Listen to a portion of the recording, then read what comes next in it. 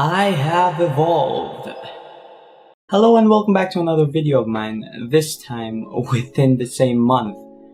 My most recent video where I talk about a certain director was such a fucking hassle to upload due to the copyright issues. And I normally get copyright issue, and for the most part it likely just partially blocks the video in some countries. But that video was my first video to actually get blocked in all countries, so no one could actually see it. And my gosh, finding a way around it was just excruciating. That's also when I realized how good YouTube detects copyrighted content, because I tried a lot of different effects to distort or recolor the scene, but to no avail. I finally got around it by overlaying some text, and it kinda made me feel really dumb. Anyways, that was just my little rant. But again, hello and welcome everyone to another video where we say goodbye to the previous season, that is spring. And with that, I will talk about all the animes I finished during this unfortunate season. Because of what's happening with the world right now, some of you may have noticed that a lot of shows were postponed or delayed. But even with that, I still think this season had a lot of bangers.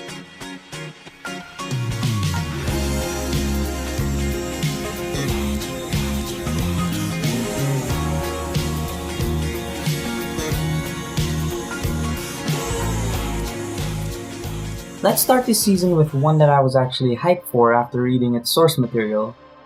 Kami no To, or Tower of God, is an action, mystery, supernatural adventure show about a boy who happens to enter the tower. Why, you may ask? Well, the answer to that question lies on top of the tower. I've already discussed several points about this show on my first impressions video, and I think all of those points still stand. This show is, in many ways, better than its source material in my opinion. The action scenes are well animated, the characters are really likable and feel exactly like they were in the webcomics, and the story and lore are told pretty well. Pacing was not an issue, and I don't feel like anything was rushed. Again, I want to bring up something I mentioned in my first impressions, which was that they removed and added stuff in the anime that wasn't originally intended in the manhwa. Now, regarding the things that they removed or altered, I don't see any major or perhaps even minor problems that could hinder the whole story. But on the parts that they added, however, they really enhanced the show, be it character-wise or lore-wise. They added a lot of details that not only make the show look better, but also make it feel more consistent. Fans of the webcomics will definitely appreciate this show, and I'm absolutely hyped for a second season, which they'll most likely do considering how well received this first season is. And another hype for me this season too was season 2 of Kaguya-sama. See what I did there? Oh boy, do I love this series. I had a fucking blast with the first season watching these two characters outplaying each other in the name of love. So with this new season, does it top the previous one or does it slump back? Well, it's actually neither, because this season was just as good as the previous one. Love is War isn't really a story-driven or character-driven series. In fact, it can be considered episodic in nature even if there's character development and an overarching goal, which is, of course, whoever confesses first. So in a way, there really wasn't anything new to add in this show other than a few new characters. The jokes were still as funny and the cute romance scenes were still as cute and as romantic as the previous. Characters. I liked the new council member, Miko Ino. Her best friend, I don't even remember her name. Well, she wasn't really much of a presence, but I think she'll get more of a development in future seasons because Ishigami sure did, and I love that episode. That was my favorite episode this season, and it was kind of a surprise to me that they added a backstory to him. I always thought it was just a personality that balances the energetic and positive vibes from Chika, but they actually added some character to him, which was one of the few things I absolutely appreciate from this show, or this series in general. And I don't really want to go into this too much, but I just want to say, I absolutely love this season. I strongly believe that this will get another season because this is one of the more popular shows that A1 Pictures has. Which, by the way, can we just take our time and appreciate A1 Pictures? The fucking effort they put into this show is like what you would see in a shonen type anime. And it's just like Yagami and L fighting and whoever's gonna confess their love first. But anyway, let's move on from Daddy Daddy Do and talk about Daddy Daddy, what's this manga doing in your room? Copy Shigoto is about a mangaka who hides his job from his daughter. I didn't make a first impressions video on Copy Shigoto because I didn't know what this show actually was. I mean, yes, you can consider it a slice of life story of a mangaka trying to hide his job from his own daughter. But by the last few minutes of every episode, there's this overarching mystery going on for the viewers on what happened to this dad after all these years. And this mystery gets even more and more interesting as the episodes go by. After a while, you start to realize how wacky the show actually is. And because of this, I had this thought that the ending was just gonna be some wacky punchline. And after finishing the last episode, I wasn't disappointed. A lot of bittersweet moments throughout and a lot of sad stuff. And I must say, this show knows how to handle dark humor. There's this one scene, I'm not gonna spoil, where it's intended to be comedic, but at the same time, it was also a really sad situation, but I couldn't help but laugh at the irony of the whole situation. And after all that revelations, I think it left me with a satisfying ending. Kakushigoto is some good shit. I also love both the opening and ending song of this show.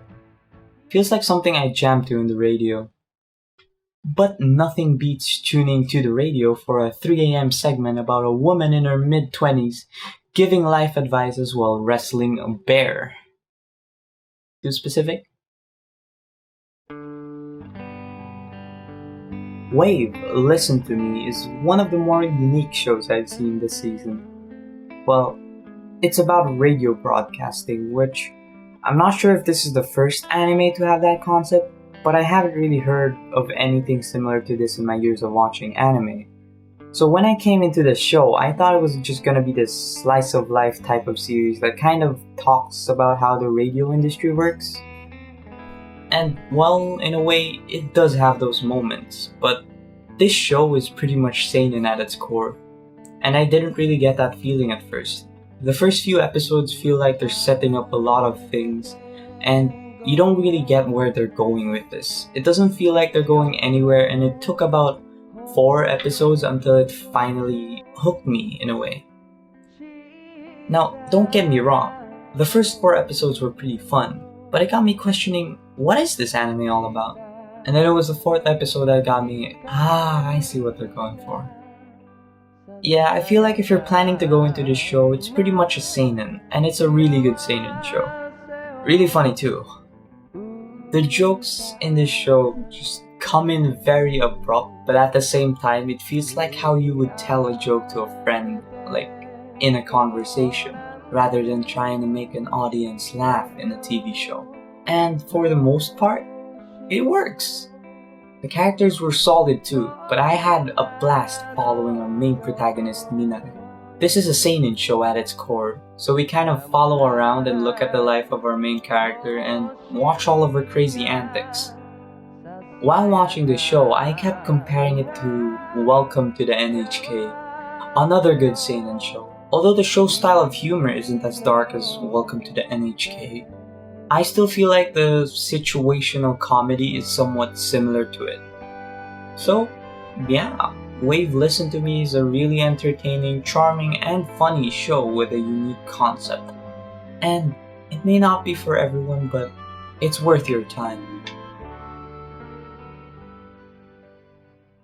This was one of the more cartoony or ridiculous seinen shows I've seen this season.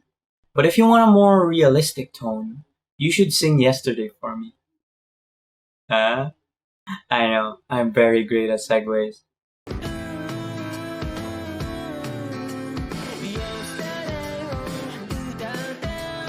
For this one though, I can't really say a lot because most of my points were mentioned in the first impressions video. But let me just say that this was one of those rare shows where I don't necessarily stick with one ship. I was in it for the whole ride. Both Shinako and Haru were amazing, and in the end, what mattered wasn't really whoever ended up with the main protagonist, but seeing both the girls happy with who they were with. I love all the characters, and yes, that includes Ro. Each character has a sense of relatability, and you can't help but empathize with them.